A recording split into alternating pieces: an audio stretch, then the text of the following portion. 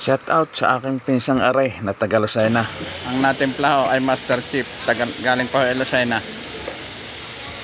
Pinsang Jerry Librada. Galing pa hong Lucena yan, yun hong natimplang yan.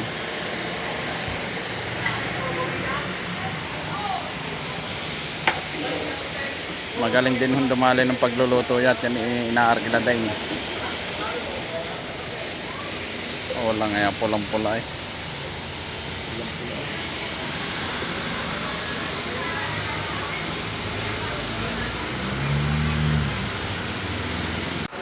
At nung nilalagyan lang rin ng cheese at maya-maya ay ating babalutin na sa dahon.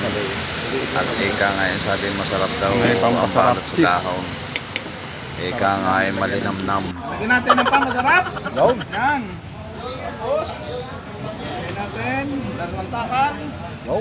Malaking dahan, dagdagan ng konti. Napalaki yan. 80 pesos. Tapos, Magkano yan?